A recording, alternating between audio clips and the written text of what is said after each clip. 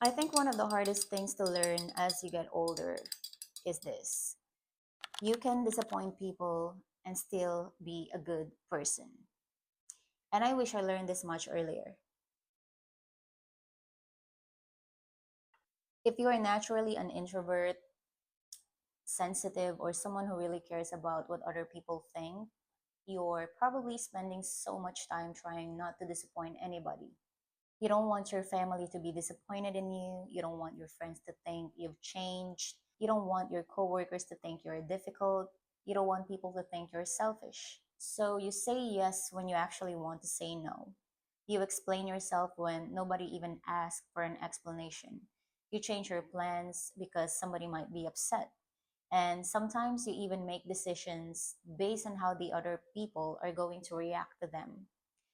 But at some point, you start asking yourself, wait, when did my entire life become about making sure everybody else is comfortable apart from myself? And that's when things start changing. I'm 41 years old now. And one thing I've slowly realized is that disappointing people is not necessarily a bad thing. Sometimes disappointing people is actually a sign that you are finally being honest with yourself. I'm not talking about purposely hurting people or being inconsiderate. I'm talking about those situations where doing what's right for you automatically means somebody else isn't going to get what they want from you. And that can feel uncomfortable when you're used to being the person who keeps everyone happy. For me, this became even more obvious when I started becoming more comfortable with living alone and being single. Because when you're alone or just by yourself, you start realizing how much freedom there is in making decisions without constantly having to consider another person's expectations. I decide what time I wake up, what I eat. I decide whether I want to go out or stay home. I can spend an entire weekend in my pajamas, drink matcha instead of coffee, watch something on YouTube, reading a book, cleaning my little space. And nobody is disappointed. Nobody is asking me why I'm not doing something more productive. Nobody is saying you should go out. And that's one of the best parts. And I love that. It also taught me something about life. Not everybody has to understand the life you're choosing. And that's completely okay. There are people who will look at a woman in her 40s who is single, living alone, not rushing into marriage, not desperately looking for a relationship, and they'll think something is wrong with her. Maybe they'll ask questions, they'll make assumptions, they'll tell you that you're missing out on a lot of things. And you know what? They are actually allowed to think that because that's their opinion. But the good news is you're also allowed to dismiss those opinions and continue living your life because you don't need everybody to agree with your choices for those choices to be considered right for you. I think people pleasing becomes especially exhausting when you start realizing that people are going to have opinions about you regardless of what you do. You can be nice and somebody will still say you're too nice. You can set boundaries and suddenly you're cold. You can stay single and somebody will say you're afraid of commitment.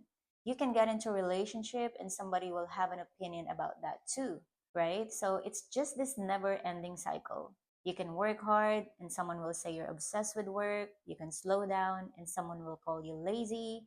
You can spend your money carefully and someone will say you're too cheap.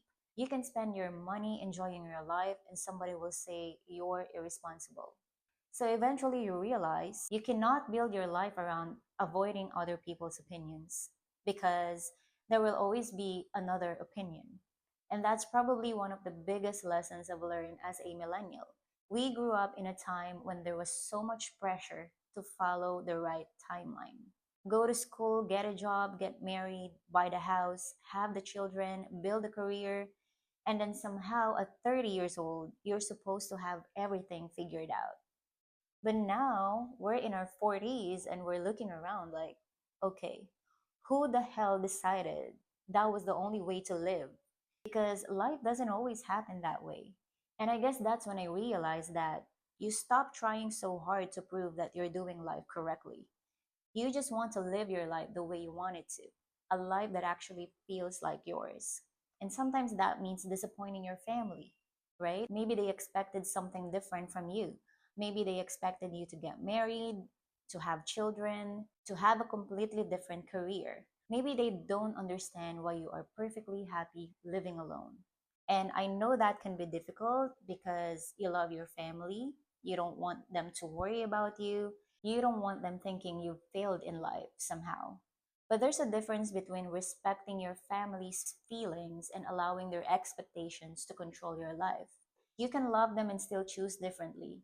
You can listen to their advice and still say, I understand, but this is what I want. And you don't have to turn every decision into a debate. Sometimes you don't even need to explain. That's another thing I think we learn later in life. Not every decision needs a presentation, an explanation. You don't need a PowerPoint explaining why you don't want to get married, why you quit something. You don't need to convince everyone that your boundaries are reasonable. Sometimes you just say, this is what works for me, and you leave it there.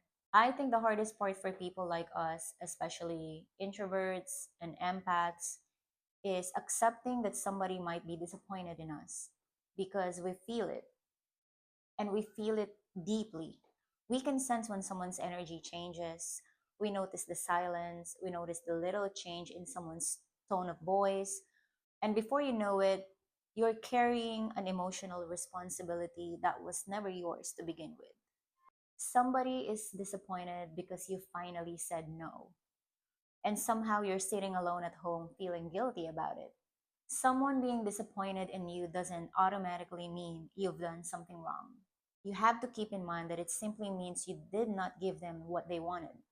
Think about friendships too, right? Maybe you don't want to go out every weekend anymore. Maybe you'd rather stay home. Maybe you don't want to spend 3 hours talking about somebody else's relationship drama. Maybe you don't have the energy to be available every time someone needs something. Maybe you're at the point in your life where your peace is more important than being everyone's favorite friend. And yes, some people might be disappointed. But does that make you a bad friend? No, I don't think so. You are allowed to have limits. You're allowed to have a life outside of other people's needs. And just to let you know, I think real friendships should be able to survive a no. If the relationship falls apart simply because you stop constantly accommodating somebody, then maybe what they love wasn't really you in the first place. Maybe what they love was what you were able to do for them. And that's a very painful thing to realize, but it's also very freeing. And then there's work. This is a big one for millennials because we were basically taught to be grateful for having a job. Just keep your head down. Don't complain, work harder, prove yourself better every single time. And yes, having a strong work ethics is really important. But I've also learned that your job doesn't have to become your whole identity. You can do your job well without sacrificing your entire life for it.